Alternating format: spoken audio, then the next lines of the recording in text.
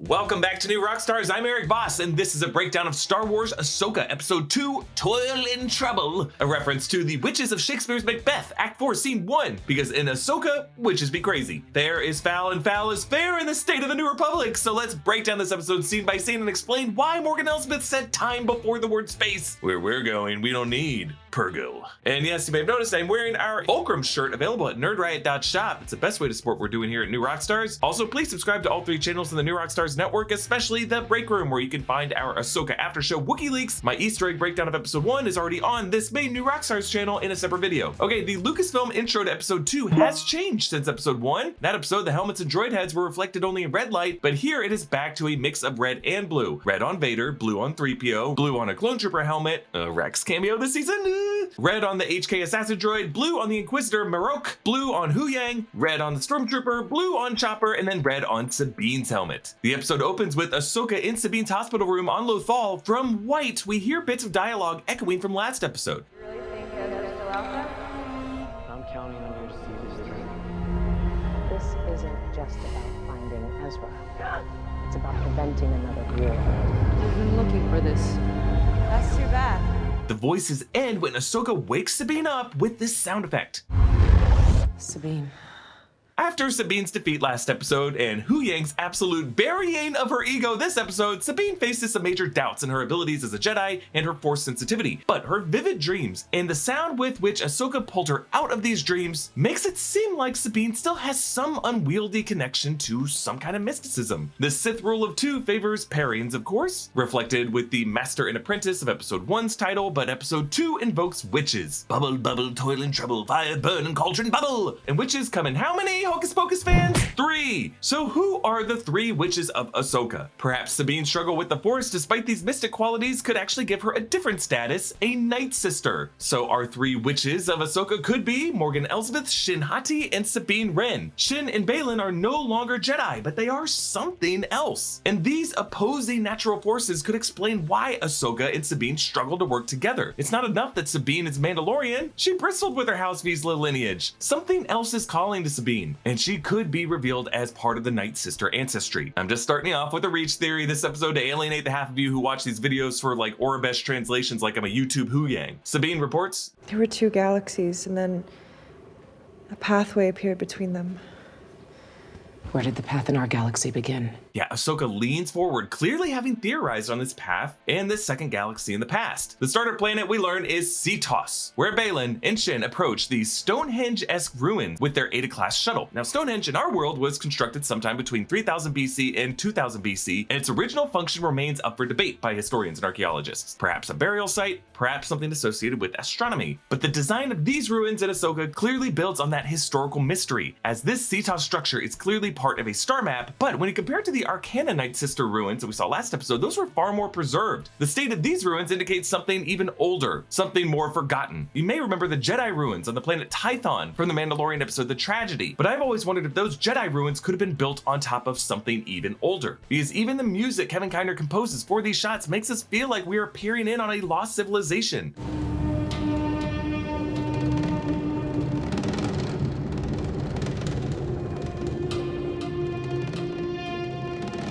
Yeah, it's clear they're trying to evoke something from a completely foreign galaxy. We're not in Tatooine anymore, and thank God, because I've hated sand. It's course rather irritating, it gets everywhere. Anyway, Baylan says, Tell her I believe we have located the reflex point on Cetos. now, if Morgan Elsbeth was able to tell Ahsoka that the map sphere was on Arcana, how did she not know where the reflex point was? Was Morgan just unable to decode the map? This tells us something must be significant about Sabine and her insights. She was one who connected the 3 faces, and it really could just be because of a Night Sister connection with Morgan and Shin. The power of 3 has finally synced. Baylan looks up at the sky through the concave arc of one of these columns.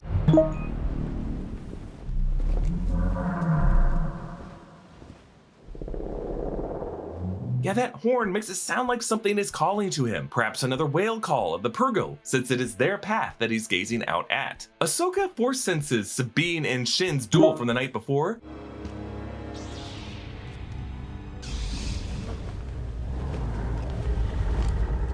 That's too bad. So this is called psychometry, and it's a relatively new Force ability that was introduced in Clone Wars episode Hunt for Zero, used by the Jedi Quinlan Voss, no relation, but I wish. And the Obi-Wan Kenobi series revealed that Quinlan Voss survived the Purge and traveled on the path of runaway Jedi. So who knows, maybe Ahsoka and Quinlan cross paths at some point. Sabine's Lothcat regards Ahsoka curiously, as if appreciating those cat-like points on top of Ahsoka's Laku. And that lowering HK droid appears way earlier than I initially spotted it. He's in the shot right after Ahsoka lights up the Ezra hologram. As that Lothcat did to warn Sabine, it now hisses at the droid here, and Ahsoka takes it down. Sabine dismantles his HK droid head, and I just really appreciate how heavy it seems when she rotates it on the table. The weight of it tells us how much it must have hurt fighting these things hand to hand. Also, little details, Sabine's fingernail polish is chipped from her picking at them and probably from all the gear tinkering she does. Sabine does work on an explosive droid head in a hospital and deduces it is from Corellia. Remember, Sabine is a former Imperial weapons specialist. She's not afraid of doing this kind of work. Morgan Elsbeth catches up with the rest on Cetos, and Baylan asks, This place was not built by the Jedi. Whose work is it? An ancient people from a distant galaxy. Ooh, just by looking at these ruins, even before the star map lights up, Morgan knows what they are, which tells us that they are not Night Sister ruins. If they were, she probably would have claimed them as the work of her ancestors, as she did with the ruins on Arcana. Morgan uses a green frame to boil the cauldron. To activate the sphere. Green was the color of the sorcery used by the Night Sisters in Clone Wars. Morgan explains, This is our galaxy. and then the star map appears around them. It looks so great. And she lines up another galaxy in a ring, and this ring, notice, is lined with purrgil, the hyperspace whales. This tells us that this must be a kind of migratory path for the purrgil. It's something that they're all destined to head back to. And this is where they whisk Thrawn and Ezra in the Rebels finale. Morgan goes on in my favorite line of the episode. That is our destination. The pathway to Peridea. Some call it that. The children at the Jedi Temple call it that. It comes from old stories. Fairy tales. Tales which are based on truths. So much to dig into here. The pathway to Peridea is a new thing in Star Wars lore. It sounds like it's a fairy tale that Baylan knew about from his days in the Jedi Temple, but Morgan is saying the legend was based on truth. And I love that she said this because it recalls an interesting line from Ahsoka in the crucial Rebels episode, Season 2, Episode 21, Twilight of the Apprentice, Part 1. There's always a bit of truth in legends.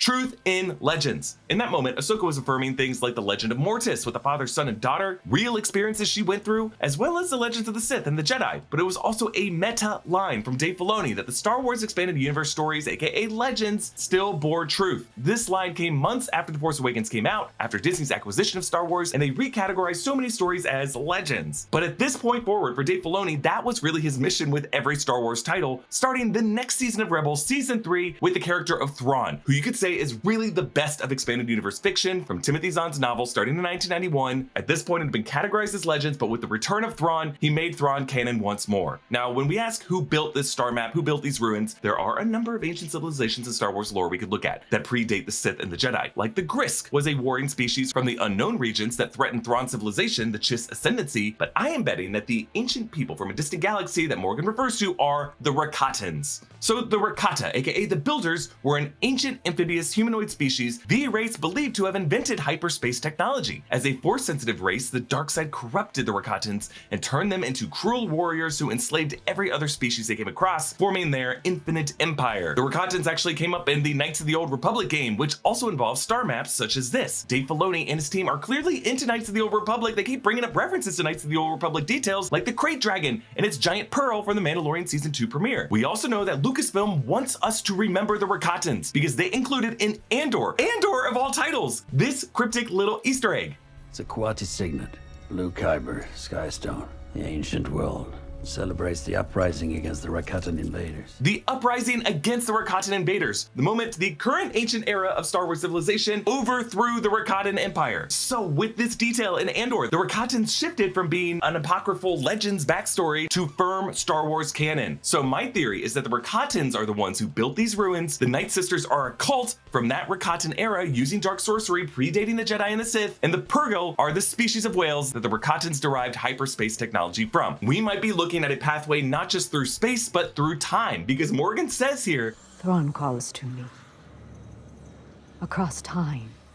in space. Normally, astrophysicists say space before time, space-time, according to Einstein's theory of relativity, which I recognize does not apply to the Star Wars physics. But in our world, according to the theory of relativity, gravity affects our perception of the passage of time, and time is a dimension theoretically navigable the way space is. This has been the basis of much science fiction and fantasy, including Frank Herbert's Dune, Christopher Nolan's Interstellar, and yes, George Lucas's Star Wars. And Morgan says time first, though. And I believe the reason this path to Peridea leads to one fixed point, when Thrawn as a living figure would presumably be able to move around in that galaxy wherever he is, the reason why it just points to one spot is that this path doesn't lead to a point in space, it leads to a point in time. And this wouldn't be the first time Star Wars touched on time travel, because in Rebels Season 4, Episode 13, Ezra Bridger ventures into the Lothal Jedi Temple and follows projections of the Loth Wolves through a portal to a realm called the World Between Worlds. It's a mystical dimension that connects the Force to all of space and time. The imagery of these rotating lines in the star maps in Ahsoka totally echoes what we saw in the World Between Worlds. In this dimension, Ezra hears echoes of many past Star Wars moments, and he revisits the moment that Ahsoka fought Darth Vader and Malachor back in the Season 2 finale. Our man alters history, just a little bit. Or you could argue had already altered history. Now, Filoni developed the World Between Worlds, he says, in conversations with George Lucas, and he based it on the wood between the worlds in C.S. Lewis's Chronicles of Narnia. To be clear, Dave Filoni did tell Cinema Blend in 2018 that they destroyed the temple at the end of that episode because they didn't want this to be like an ongoing trope in Star Wars. Here's what he said: I don't really think of it as time travel. It's not really a thing where you go through one door and out another in a different time. The World Between Worlds is really about knowledge and gaining knowledge. As the Doom Wolf says, what's in there is knowledge and destruction. You can gain knowledge of the future or futures that may happen, and you can see things that happened in the past. You can at times choose to alter them, but it is perilous to do so, and when you alter something, you don't know if that's not the way it always happened. So destruction is the other half of what's in there. When you go through these doorways, you're in peril of destruction because you're missing all sorts of things that would have happened or things that would have happened otherwise, you know. So it's a dangerous game, but it's not something we are here going in and out of different doors. It's an extension of the Jedi's ability to perceive the future and the past as described in Empire Strikes Back. Yeah, okay, Filoni, but if Ezra saved Ahsoka, it's still pretty much time travel. It's just hard to look at this show with its wolf motif. Skoll and Hati, the Norse mythological wolves who chase the sun and moon across the sky, the Knights of the Old Republic star maps, the mentions of ancient civilizations, and Thrawn speaking to Morgan through time, and not conclude that there might be some connection to the World Between Worlds. And if this is all too much for you, we are in the middle of a Rebels rewatch series on the new Rockstars channel. Be sure to check those out and keep an eye out for our breakdown of Season 3 and Season 4 that are coming in the next week. Thank you to BetterHelp for sponsoring this video. Watching stuff frame by frame is great, but it can also be really rewarding to zoom out and look at things like story, pacing, and character development. For a movie, you can just let it play out. But when you're the target of analysis, it's better to get some help from BetterHelp. Regardless if you have a clinical mental health issue like depression or anxiety, or if you're just going through a hard time, therapy can give you some tools to approach your life in a very different way. With BetterHelp, you can tap into a network of over 30,000 licensed and experienced therapists who can help you with a wide range of issues. It's easy to sign up and get matched with a therapist. There's a link in my description. It's betterhelp.com/newrockstars. To get started, just answer a few questions about what you're looking for from therapy and what your preferences are. BetterHelp will then match you with a therapist from their network that's right for you. If you don't really fit in with that therapist, which is a common thing with therapy, you can easily switch to a therapist for free without stressing about insurance or who's in your network or anything like that. You can always benefit from talking to somebody and getting things off your chest. So if you're struggling, consider online therapy with BetterHelp. Click the link in the description or visit betterhelp.com/newrockstars. Clicking that link helps support this channel, but it also gets you 10% off your first month of BetterHelp. One more detail I gotta point out here. As Morgan listens to those whispers through time, it does sound like the whisper says the word Morgan.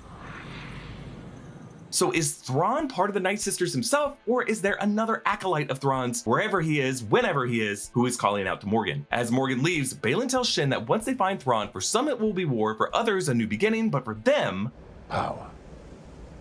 Such as you've never dreamed.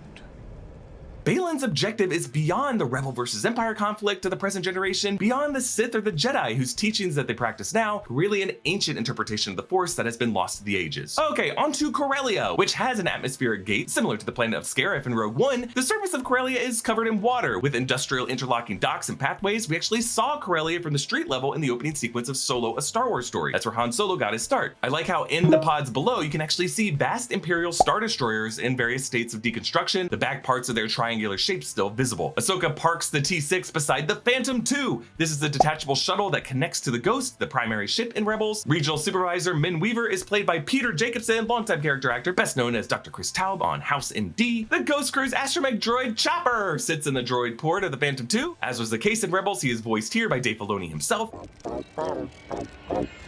As before, whenever Chopper talks, it's clearly Filoni uttering something that's been distorted, and here it kind of sounds like, "Watch your step, Ahsoka." This is the first time we've seen Chopper in live action, other than when they rolled him out on stage at Star Wars Celebration in 2022. Unlike other astromechs we've seen, his head dome can kind of wobble compared to R2-D2's that can only rotate laterally. This gives Chopper a bit more zaniness and sass. Our man's always talking shit. So Weaver explains to Ahsoka and Hera that most of Morgan Elsbeth's pro-Imperial staff still work at this facility. You will still find ex-Imperials at every level of the New Republic government. He goes on to say, the average worker doesn't care about the nuances of galactic politics. They have loyalty so long as they're paid. And you? I'm a businessman, General.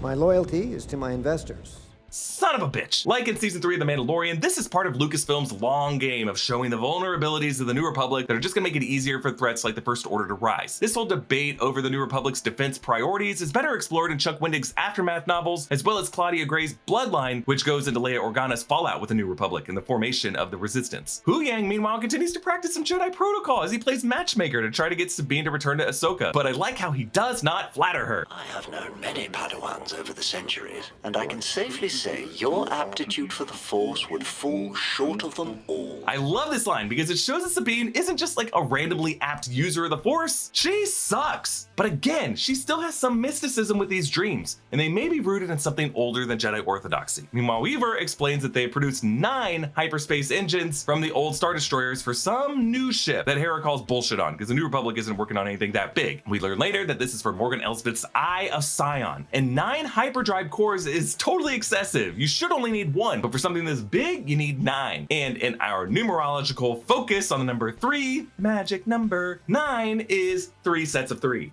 Weaver says General Syndulla isn't authorized to see what projects these drives might be used for, and he reports the only droids they have at this facility include CCLs, IW-37s, HV-7s, and other load lifters, which are all loading droids that we've seen in Star Wars before. But the protocol droid totally rats out her boss that she saw an HK droid and it recently prevented her from inspecting inventory 5 days prior, and these red-suited neo-Nazis say, yeah, I guess now's a good time to make a move. For the Empire! Literally all of these operators pull blasters on them. In this 4th one, Ahsoka uses the Force to pull the blaster out of her hand with the hand that is still holding the lightsaber hilt. She does this in the fight with Marok later, and it's just an interesting move that we saw Kelleran Beck do on The Mandalorian when he rescued Grogu. Ahsoka is stopped outside by the Inquisitor Marok with an HK droid. The Inquisitor unfurls the cape like a samurai duel, and we still don't know who Marok is, but the physical performance was done by Paul Darnell, a stunt performer on Jurassic World, Matrix Resurrections, and Tenet. Ahsoka stabs the HK droid and continues to drive toward the Inquisitor, using the droid as a shield for a beat until both lightsaber wielders chop into pieces. At this point, the Inquisitor fires up the second half of the lightsaber and starts looking like a true Inquisitor. And we're just assuming this is an Inquisitor because they're carrying the same kind of lightsaber the Inquisitor does. And yes, Marok does look like the 8th brother with that helmet, but the 8th brother died at the end of season 2, so who knows? This whole section is just great Rebels action. Hera evades blaster fire as Chopper snaps at her. You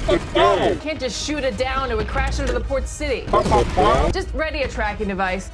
And don't miss this time. Good lord. It sounds like when Hera says shooting it down will crash into the port city below, Chopper's response is, and that's bad? Those of us who call Chopper a war criminal remember Rebels Season 2, Episode 9, Stealth Strike, when Chopper sabotaged a gravity well in the Imperial Interdictor, destroying it and 2 other ships, accounting for thousands and thousands of deaths.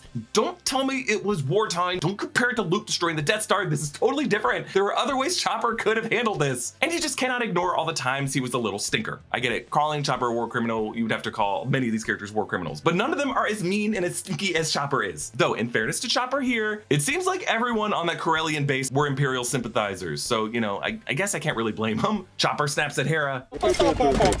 No, I did not go through your stuff.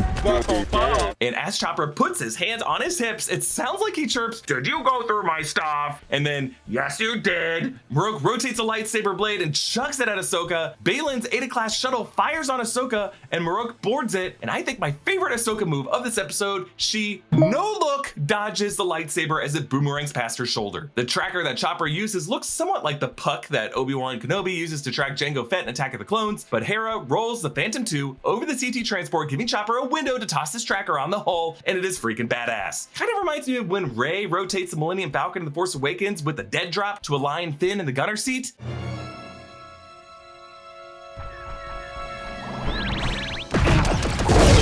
Look, I know some of you want to pretend the sequel trilogy didn't happen, but come on, this was sick. Chopper does a fist bump and then flexes his droid arms. He's a war criminal. Back on Lothal, Sabine gives her Lothcat a well-earned scratchy scratch for saving her and Ahsoka's life, and Sabine digs out her old Mandalorian armor that she wore throughout Rebels. One pauldron with a Rebel crest, one pauldron decorated with a purrgil, some chest pieces, and then 2 wrist van braces that were given to her by the Mandalorian protector, Ben Rao, in Season 3 Trials of the Darksaber. Now, this painting of the armor is actually what we saw Sabine wearing right at the end of the Rebels series. The paint job on the armor was different throughout most of the show. We see Sabine kneeling in front of her helmet and using a knife to cut her hair. Kanan Jarrus does the same thing in Rebels Season 4 Episode 10 Jedi Knight, shaving his beard and cutting his knot with the knife. Does this mean Sabine could be headed to death? Maybe, maybe not, because Sabine would always keep her hair short before, because her head or scalp would get hot underneath that Mandalorian helmet, and now she's back in the armor. Hera and Ahsoka watch Weaver arrested by the New Republic officers with ships marked with police and Orbesh, and Ahsoka says, It's not loyalty. It's greed. We see Sabine back in her armor on the Lothal Tower at sundown, the lighting matching the final epilogue scene of Rebels perfectly. She touches the mural she painted of the Ghost Crew, just as she did in that scene, and Natasha Liu Bordizzo is shot from Ezra's perspective at this downward angle, making her head look just a bit larger than it would normally, and she's never looked more like her animated self. Also, like in the final scene of Rebels, Ahsoka appears behind her, ready to whisk her away on a mission to find and rescue Ezra. But there's one key difference. In that scene, Ahsoka returned with staff in white robes. Now, Ahsoka's robes are a darker gray. Dave Filoni has long been interested in the character of Gandalf. Like when talking about Kanan as an incomplete mentor, Filoni said, "A lot of my modeling comes from a lot of my exposure to reading Tolkien. Gandalf is not a complete mentor. He's way more down the path than anyone else, but he's not complete. That's why he's very symbolically gray. He has to figure it out along the way and then attain a new level." After people thought Ahsoka had died when her voice appeared in The Rise of Skywalker, Filoni tweeted an image likening her with Gandalf. In the Rebels finale, Ahsoka was in white, the sun behind her, meant to evoke Gandalf's return as Gandalf the White. But now, Ahsoka in gray suggests a reverse of that transformation. She's less of the enlightened, perfect mentor, and now she's more of an uncertain gray Jedi. But that uncertainty is where she needs to be for the road ahead. Ahsoka allows Sabine to take them out to hyperspace, calling her Padawan. And I don't think we're looking at a Jedi Master and Apprentice, but something in between. So this episode ends with the Eye of Sion, an orbit over Cetos in the Denab system. Its 9th hyperdrive core plugs into this vast ring. Assuming the 2 big engines on either side contain 2 cores each, that would add up to 9. But at the top of this is the golden ship that we saw Morgan leaving Cetos in earlier. Marok, Baylan, and Chen appear through a different medium of hologram, one based more on green dust. This is different than the blue flickering holograms we normally see, and it's a lot clearer, better resolution. I'm assuming this is a kind of Night Sister magic based on the green color tone, but it shows us that this ancient magic is far superior to the current technology. Baylan meditates for a moment and he says Ahsoka's presence in the Force is elusive, but her determination is vivid. He goes on to say, Kill her would be a shame. There are so few Jedi left. Sentimental. Truth. A curious exchange. Of these 3, Shin, Marok, and Baylan, Baylan is the only one of these 3 to have not yet gone saber to saber with Ahsoka. We know from trailer footage he will, but he is reluctant to do so. As a former Jedi, he doesn't like the idea of purging any other Jedi. Bear in mind that somewhere out there, though, is Luke Skywalker. And truly, with The Last Jedi, the Jedi Order will come to an end, and Hu Yang will cry. Please support us with this Fulcrum shirt available at nerdriot.shop. You can subscribe to all 3 of the channels in the New Rockstars network, New Rockstars, The Break Room, and The Deep Dive. Huge thanks to Noah Chen for his help with this breakdown. You can follow me on all social platforms at Erik Voss. Thanks for watching, and I'll see you next time. Bye.